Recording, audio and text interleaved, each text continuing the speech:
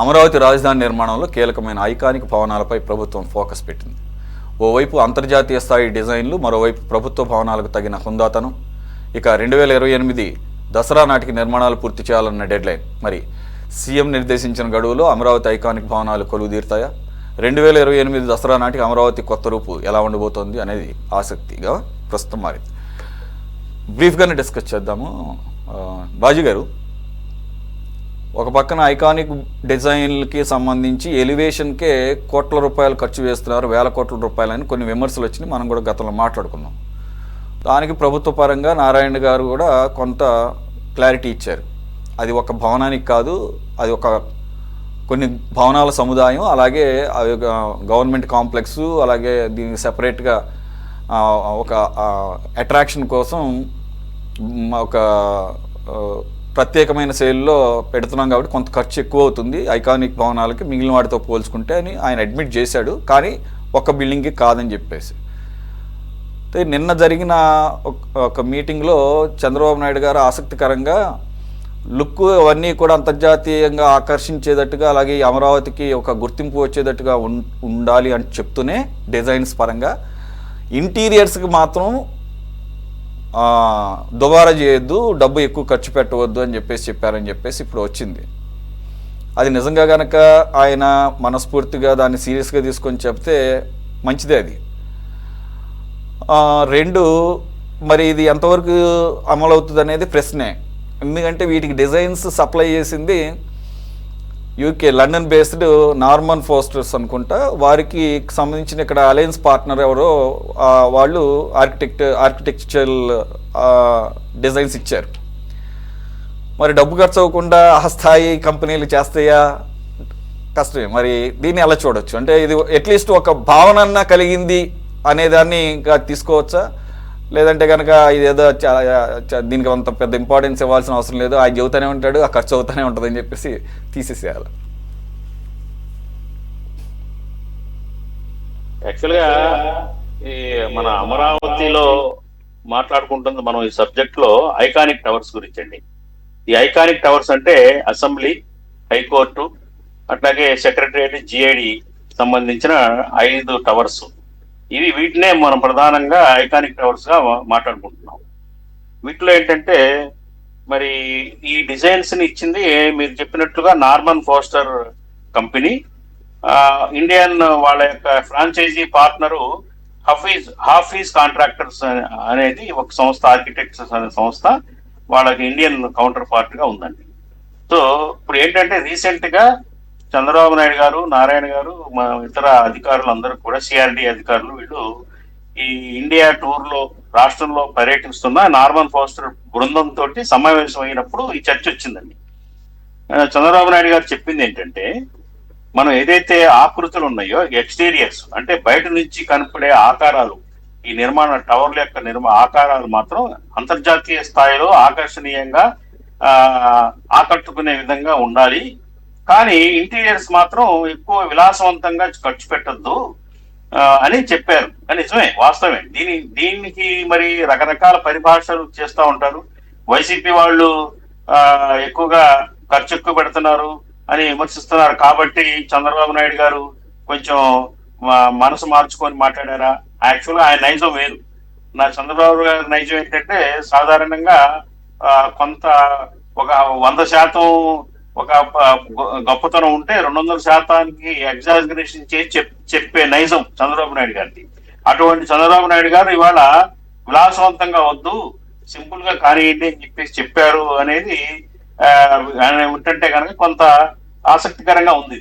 కాకపోతే దీంట్లో ఉన్న వాస్తవాలు ఏంటంటే నేను అబ్జర్వ్ చేసింది ఏంటంటే యాక్చువల్గా ఎక్స్టీరియర్స్ ఏదైతే ఉన్నాయో బయట ఆకృతి, ఏదైతే ఆ టవర్ ఆకృతి కానీ, దానికి వాడే ఆకర్షణీయమైన ఎలివేషన్స్ కానివ్వండి, గ్లాస్ వర్క్ కానివ్వండి, లేకపోతే క్లాడింగ్ కానివ్వండి, ఏసీపీ క్లాడింగ్ అంటారు, ఆ క్లాడింగ్స్ కానివ్వండి, అంతర్జాతీయ స్టాండర్డ్ లో ఏదైతే మనం దుబాయ్ లో చూస్తామో, దుబాయ్ లాంటి మహానగరాల్లో అట్లా ఆ రకమైన స్టాండర్డ్ లో ఉండాలి.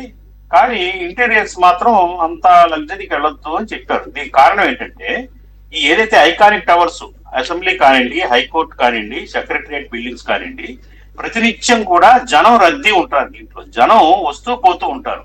ప్రతినిత్యం వేలాది మంది, లక్షలాది మంది సంవత్సరంలో అక్కడ సందర్శిస్తూ ఉంటారు రకరకాల పనుల మీద. అసెంబ్లీకి వచ్చినా కానీ, తర్వాత హైకోర్టులో కేసుల నిమిత్తం కానివ్వండి, అట్లాగే సెక్రటరియట్ లో డిపార్ట్మెంట్ హెచ్ఓడీల దగ్గరికి రకరకాల డిపార్ట్మెంట్స్ లో పనులు చేయించుకోవడానికి కానీ వచ్చినప్పుడు అవి జనం రద్దీ ఎక్కువ ఉంటుంది. కాబట్టి ఆ రద్దీని తట్టుకునే విధంగా ఉండాలి తప్ప అక్కడ ఏంటంటే ఇటాలియన్ మార్బుల్స్ అట్లాగే హై అండ్ గ్లాసెస్ తోటి అలా ఇంటీరియర్స్ చేస్తే గనక అవి మన్నిక ఉండదు. ఎక్కువగా రఫ్ అండ్ టఫ్ గా ఉపయోగించే ప్రాంతాలు, ప్రజలు రద్దీ ఉంటుంది కాబట్టి అంత ఆ రకంగా వెళ్ళొద్దు, విలాసవంతంగా వద్దు, ప్రజల రద్దీని తట్టుకునే విధంగా ఉండేటట్టు చూడండి అని ఆయన సూచించడం జరిగింది. నేను అర్థం చేసుకున్నది అది. యాక్చువల్ గా ఇంటీరియర్స్ లో చాలా రకాలుగా చేయొచ్చు. ఇప్పుడు ఇల్లు అనుకోండి, కార్పొరేట్ స్థాయిగా ఆఫీస్ అయితే కార్పొరేట్ స్థాయి ఆఫీసులో చైర్మన్స్, బోర్డ్ ఆఫ్ డైరెక్టర్స్ ఒక కొద్ది మందే ఉంటారు. కాబట్టి ఎంత లగ్జరియస్ గా కాస్ట్లీగా ఏర్పాటు చేసుకున్నా కానీ నష్టం ఉండదు, వాటి మన్నిక ఉంటుంది. అదే ఇలా రద్దీగా జనం రద్దీగా ఉండే ఈ ప్రాంతాలని కనుక అంత విలాసవంతంగా అంత కాస్ట్లీ మెటీరియల్ వాడితే వాటి మెయింటెనెన్స్ కూడా చాలా కష్టం, వాటి నిర్వహణ కష్టం. 5 ఏళ్లకు ఒకసారి వాటిని మార్చుతూ ఉండాలి. ఏదైతే ఆ పాలిష్నెస్ కానివ్వండి, ఆ ఫినిషింగ్ రావడానికి కోసం మళ్ళీ మెయింటెనెన్స్ చేస్తూ ఉంటారు, ఖర్చు. మళ్ళీ తొందరగా అవి ఆ ముందు స్టార్టింగ్ లో ఉన్నంత ఏదైతే ఆకర్షణీయంగా ఉండవు తర్వాత కొన్ని సంవత్సరాల తర్వాత. కాబట్టి ఏంటంటే ఆయన భావన అది, చంద్రబాబు నాయుడు గారి భావన అదనమాట. కాకపోతే ఇంకొకటి ఏంటంటే ఇప్పుడు అసెంబ్లీ ఉంది, అసెంబ్లీని ఈ foster company, Norman Fosters company చేసింది 250 అడుగుల ఎత్తులో అసెంబ్లీ టవర్ నిర్మిస్తున్నారు. అసెంబ్లీ టవర్ మీద ఎక్కితే అమరావతి మొత్తం దృశ్యం అంతా కనపడే విధంగా దీన్ని డిజైన్ చేస్తున్నారండి. సో ఏంటంటే దాని అసెంబ్లీ యొక్క బడ్జెట్ వచ్చేసి 617 కోట్ల రూపాయలు. అట్లాగే ఈ GID administration buildings 5 iconic towers, secretary towers ఉన్నాయో వాటి టోటల్ బడ్జెట్ 5,990 కోట్ల రూపాయలండి. అట్లా హైకోర్టు వచ్చేసి 786 కోట్ల రూపాయలతో నిర్మిస్తున్నారండి. సో ఏంటంటే ఏదైతే ఈ బడ్జెట్ అలొకేషన్స్ జరిగిందో ఐకానిక్ టవర్స్ కి, ఆ బడ్జెట్ అలొకేషన్స్ లో ఏం మార్పులు ఉండవండి. ఇంకా పెరుగుతుంది ఖర్చు తగ్గటం అంటూ ఉండదు. ఎందుకంటే సంవత్సరాలు గడిచే కొద్దికి కూడా మెటీరియల్ కాస్ట్ పెరుగుతుంది, లేబర్ కాస్ట్ పెరుగుతుంది. కాబట్టి ఇది ఏంటంటే 2028 ఆగస్టు నాటికి ఈ ఐకానిక్ టవర్స్ అన్నింటినీ అందుబాటులోకి తేవాలని చంద్రబాబు నాయుడు గారు ఆదేశాలు ఇచ్చారు. మరి అప్పటికి పూర్తి అవుతాయో లేదా అనేది కూడా అనుమానమే. ఎందుకంటే ఇది చాలా ఆలస్యమయ్యే పనులు ఇవన్నీ కూడా. అనుకున్నంత టైంలో ఈ డెడ్ లైన్ మనం చేయడం అనేది కష్టం. కానీ ఏదైనా కానీ వీళ్ళు పూర్తి చేసే కొంతవరకు 90% వరకు పూర్తయ్యే అవకాశం ఉంది. అయితే ఏంటంటే ఖర్చు తగ్గడం కాదండి ఇక్కడ నా పాయింట్. ఏంటి ఖర్చు తగ్గించడం, ఈ బడ్జెట్ లో నుంచి తగ్గించి ఏదైతే నిర్మాణాలు ఐకానిక్ టవర్ చేయడం కాదు.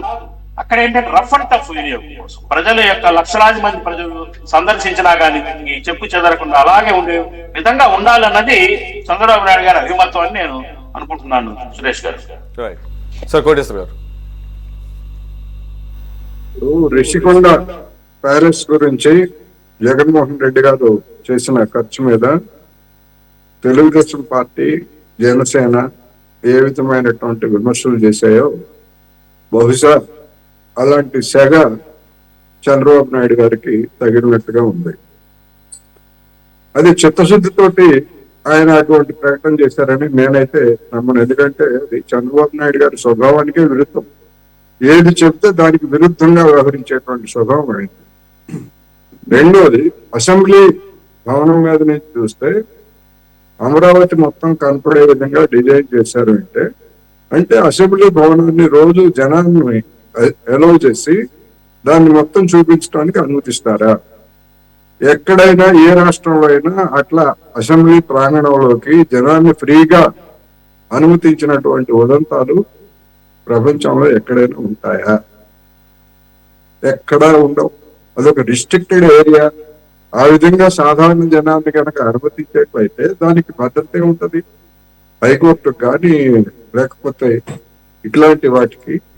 అందుకని మరి అటువంటి పిచ్చి పనులు ఎందుకు చేస్తున్నారు అంటే, ఎవడబ్బ సొమ్మని రామచంద్ర అని కంచర్ల రామదాసు అడిగినట్టుగా రేపు ఈ 1000 కోట్ల రూపాయలు ఖర్చు పెట్టి ఈ విధమైనటువంటి పటాటాపులతోటి సొమ్ము తనది కాదు, చంద్రబాబు నాయుడు గారిది కాదు, నారాయణ గారిది కాదు, జనం సొమ్ము. ఈ విధమైనటువంటి విలాసాలతో ఖర్చు పెడితే రేపు చూసినటువంటి వాడు ఇదేమిటి మామూలు ప్రజా రాజధాని లేకపోతే ఏదన్నా ఒక రాజులు రంగంపలకు చెందినటువంటిదా అనేటువంటి గనక అభిప్రాయం గనక వచ్చేట్లయితే అది చివరికి ఆ తెలుగుదేశం పార్టీకి అదే తలనొప్పిగా మారేటువంటి అవకాశం కూడా ఉంది. రెండవది, దానికి అది స్వయం పోషక రాజధాని. అమరావతి అంటే స్వయం పోషకం. దాని నిర్మాణానికి, దాని నిర్వహణకి అదే డబ్బులు సంపాదించుకుంటుంది, అదే ఖర్చు పెడుతుందని కదా మనకు చెప్పింది. మరి జనం సొమ్ము గనక రాష్ట్ర బడ్జెట్ నుంచి కనుక దానికి కనుక ఖర్చు చేసేట్లయితే రేపు సమాధానం చెప్పుకోవడానికి చంద్రబాబు నాయుడు గారి దగ్గర, లేకపోతే పవన్ కళ్యాణ్, లోకేష్, కో వీళ్ళ దగ్గర ఏమి సమాధానాలు ఉంటాయి? అందుకని ఇదేంటంటే రాబోయేటువంటి విమర్శల నుంచి తప్పుకోవడానికి ఇదిగో నేను అప్పుడే చెప్పాను చూడండి, ఇట్లా ఆడంబరాలు వద్దు అని చెప్పేసి ఒక కేవియట్ లాగా చంద్రబాబు నాయుడు గారు మాట్లాడారు తప్ప ఆ డిజైన్ చేసేటప్పుడే తెలియదా చంద్రబాబు నాయుడు గారికి ఏ విధమైనటువంటి డిజైన్ చేస్తున్నారో, ఎటువంటి కంపెనీలు చేస్తున్నాయో? మాట్లాడింది ఈ రోజు ఆయన మాట్లాడింది ఇంటీరియర్స్ గురించి మాట్లాడుతున్నారంటే రేపు ఖర్చు పెట్టబోయే వాటి గురించి లోపల. నేను కూడా ఇంటీరియర్స్ గురించే చెప్తున్నాను. ఇప్పుడు రెండోది ఏమొస్తుంది, పైన డాబు లోపల ఇంకోటి అనేటువంటి. రైట్. ఒకటి ఓకే, మీరు ఒక పాయింట్ మీరు మాట్లాడిన దాంట్లో అసెంబ్లీని రోజు జనాలు పైకి ఎక్కిచ్చి చూపిస్తారా అనేది వ్యాలిడ్ పాయింట్. అవకాశమే లేదు. కానీ మీరు ఓపెనింగ్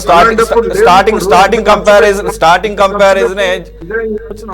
కంపారిజనే మీరు రిషికొండ ప్యాలెస్, అది కూడా పేరుకాయన ప్రభుత్వం సంబంధించినటువంటి కట్టడం అన్నాడు, కానీ అది ఎందుకు కట్టారు అనేది తను చూసిన తర్వాత అందరికి అర్థమైపోయింది.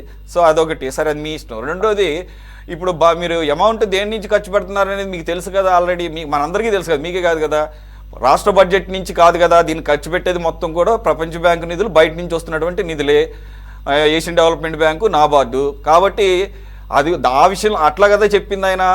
ఇది ప్రజలకు సంబంధించినటువంటి ఖజానా నుంచి తీసి కట్టబోయేది కాదు, ప్రతి రూపాయి బయట నుంచి తీసుకొస్తాము, రేపు దానికయ్యేదే అప్పు తీర్చుకునేటటువంటి పరిస్థితి వస్తుంది. ఆ యాంగిల్లోనే అది సెల్ఫ్ ఫైనాన్సింగ్ సిటీ అన్నారు, కానీ దాని వల్ల ఇప్పుడే రిటర్న్స్ వచ్చేస్తాయి అనేది కాదు కదా. అది కామన్ సెన్స్ ఉన్న, అంటే అందరికీ క్లియర్ తెలుస్తుంది. అది ప్రస్తుతానికి ఏంటి, ఓన్లీ బిగినింగ్ స్టేజ్లోనే ఉంది. అది కదా ఆయన చెప్పింది.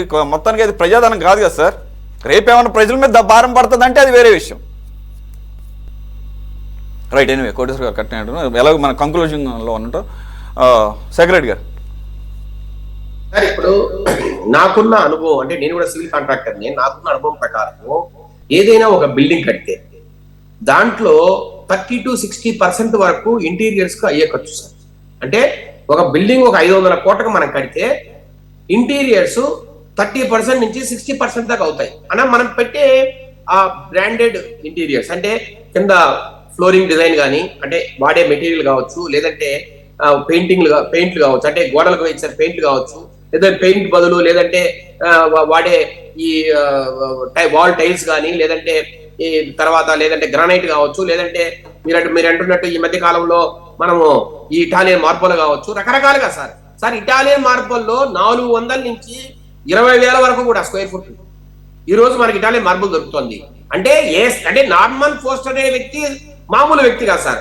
ఆయన ప్రపంచంలోని అతిపెద్ద ఐకానిక్ బిల్డింగులు కట్టిన దానికి ఆయన డిజైన్ చేశారు. ఆయన ఆర్కిటెక్చర్ అంటేనే ప్రపంచంలో ఒక చిరస్థాయిగా మిగిలే ఒక అద్భుతమైన కట్టడం అది. మరి అలాంటి వ్యక్తి డిజైన్ చేసినప్పుడు సార్, నేనైతే సార్ నా వరకు నేను చెప్తున్నా, 5 లక్షల కోట్లు, 6 లక్షల కోట్లు, 7 లక్షల కోట్లు అప్పులు తెచ్చి దాంట్లో కొంత జనాలకు ధారపోసి మిగతాది మిస్లేనియస్ ఖర్చు కింద జోబుల్లో వేసుకున్న ప్రభుత్వాలను మనం చూస్తున్నాం. 2019 నుంచి 24 వరకు ఏ రకంగా జరిగిందో, ఏ రకంగా 6 లక్షల కోట్లు అప్పులు చేశారో, ఏ రకంగా మొత్తం దుబారా చేశారో మనం చూస్తున్నాం. దాంతో పోల్చుకుంటే సార్, నిజంగా నార్మల్ పోస్టర్ లెవెల్లో కట్టే బిల్డింగులు నిజంగా కొంత డబ్బు పెట్టి కొంత రిచ్ గా కట్టడం వల్ల సార్, మనం ఈ రోజు గురించి మాట్లాడుకోవట్లేదు. ఈ బిల్డింగులు వచ్చే 50 సంవత్సరాలకో 100 సంవత్సరాలకో అవి అద్భుతమైన కట్టడాలుగా ఇండియా గురించి రకరకాలుగా గొప్పగా మాట్లాడడానికి ప్రపంచంతో ఉపయోగపడే బిల్డింగ్లు అవి. ఈ రోజు సార్ మనం నోయిడా గురించి మాట్లాడుతున్నాం. ఢిల్లీ దగ్గర నోయిడా గురించో, లేదంటే బెంగళూరులో కొన్ని కట్టడాల గురించో, లేదంటే మీరు గమనించండి గచ్చిబౌలిలో ఈ రోజు హైదరాబాద్ హైదరాబాద్ లోని గచ్చిబౌలిలో ఈ రోజు అద్భుతమైన కట్టడాలు, మై హోమ్ బిల్డింగ్స్ గా అబూజా కావచ్చు, రకరకాలుగా అక్కడ రకరకాల బిల్డింగ్లు మనం చూస్తున్నాం. ఒక అద్భుతం అంటే ప్యారిస్ లేకపోతే లండన్ లేకపోతే ఇంకా ఒక పెద్ద నగరంలో ఉన్నామనే అంత అద్భుతమైన భావన కలిగే పరిస్థితి. మరి అలాంటి పరిస్థితుల్లో మనం వేరే దగ్గర కట్టేటప్పుడు అమరావతిని ఎందుకు కట్టకూడదు సార్? నేనంటున్నా, మీరు అప్పులు తెచ్చి మిస్లేనియస్ కింద లక్షలాది కోట్లు నాశనం చేసేటప్పుడు ఇంకొక 10,000 కోట్లు 5,000 కోట్లు ఖర్చులు పెట్టి ఈ బిల్డింగ్లు కడితే తప్పేంటి సార్? నేనంటున్నా సార్, చంద్రబాబు నాయుడు గారు ఏం మాట్లాడే తర్వాత కదా సార్, చంద్రబాబు నాయుడు గారు సరే మనం ఆల్రెడీ 60,000 కోట్లు అప్పులు తెస్తున్నాం, ఇది ఇంకా మీరు చెప్పినట్టు దీంట్లో ఒక 20,000 కోట్లకైతే మనం బిల్డింగ్లు కట్టాలా సార్? 60,000 కోట్లు 30% అనే బిల్డింగ్లు ఖర్చు అవుతుంది. దాంట్లో ఆ 20,000 కోట్లకు ఇంటీరియర్స్ ఇంకో 10,000 కోట్లు అవుతాయేమో. మళ్ళీ అప్పు తేవాలంటే ఇబ్బంది పడచ్చు మనము, లేదంటే అప్పు పుట్టకపోవచ్చు, లేదంటే మరి కట్టడానికి ఇబ్బంది పడచ్చు, తిరిగి కట్టడానికి ఇబ్బంది పడచ్చు అని రకరకాల ఆయన భావనలు ఉండొచ్చు. కానీ నేనంటున్నాను సార్, ఏ అప్పు తేవడమైనా కొత్త ఆంధ్రప్రదేశ్ కి లేదంటే భారతదేశానికి, కానీ సార్ ఇలాంటి బిల్డింగ్లు మళ్ళీ కట్టగలమా మనము? ఈ రోజు దేశంలోనే అత్యున్నతమైన క్యాపిటల్ సిటీ కట్టాలని మనం భావించినప్పుడు ఈ రోజు మనము ఒక 10,000 కోట్లు 5,000 కోట్లు ఎక్కువ ఖర్చు అయితే దాని గురించి భయపడేది సార్. సార్ అప్పు సార్ నేను అంటున్నా, ఈ రోజు 5,000 ఎకరాలు మీరు పక్కన పెట్టారు. అది మీరు కట్టే బిల్డింగులు, మీరు చేసే మీరు పెట్టే ఇన్ఫ్రాస్ట్రక్చర్, లేదంటే రేపు వచ్చే ప్రైవేట్ ఇన్వెస్ట్మెంట్స్ దీని మీద ఆధారపడి రేపు ఒక్కొక్క ఎకరా 20 కోట్లు 30 కోట్లు అమ్మితే మీరు ఇచ్చే పక్కన పెట్టిన 5,000 ఎకరాలు 1,00,000 కోట్లు అవుతాయిగా. ఈ రోజు మీరు పెట్టే 70,000 కోట్లు 80,000 కోట్లు మీరు అప్పు తెస్తే దానికి వడ్డీతో కలిపి మీరు తిరిగి కట్టలేమా? ఓకే, కాబట్టి సార్ దీని మీద నాకు తెలిసినంత వరకు కొంత లగ్జరీస్ గా ముందుకు పోవడమే మంచిదనేది నా భావన సార్.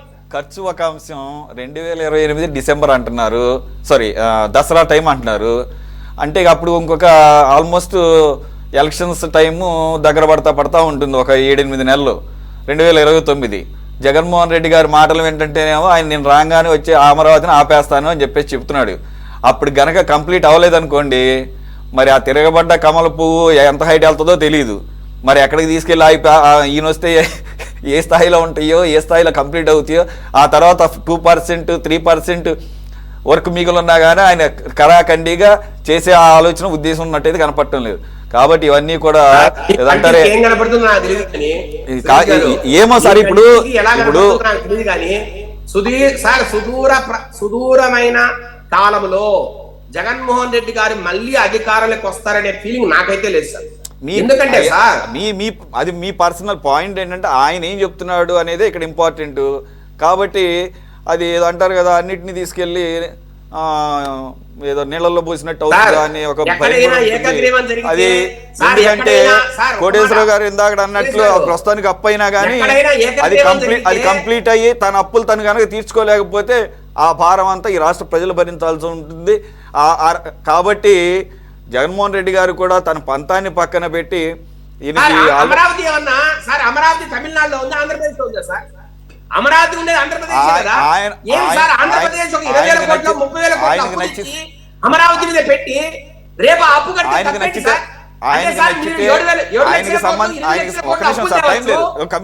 కంప్లీట్ చేసేద్దాం.